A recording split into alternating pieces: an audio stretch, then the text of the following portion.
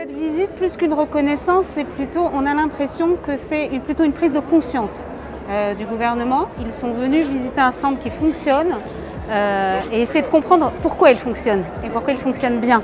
Donc on a expliqué au porte-parole du gouvernement que c'était un travail d'équipe, évidemment soutenu par la ville, par monsieur le maire, parce que depuis le début de cette crise, les soignants ont absolument eu besoin, chaque jour qui est passé depuis mars dernier, de leur maire, de leur commune.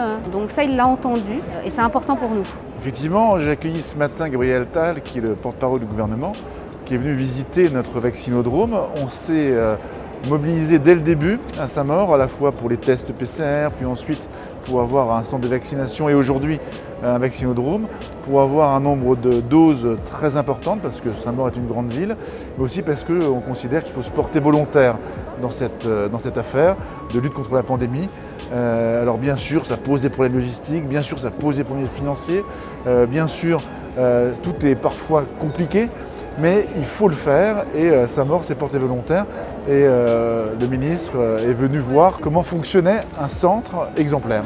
Et c'est une belle récompense pour les médecins, les infirmiers, les personnels communaux, les bénévoles et tous les élus qui sont mobilisés pour que ça se passe bien et plusieurs week-ends de suite. En fait, c'est la démonstration que sans les maires, rien n'est possible. Et j'ai tendance à dire, pour la pandémie, donnez-nous des vaccins et on chargera de vacciner.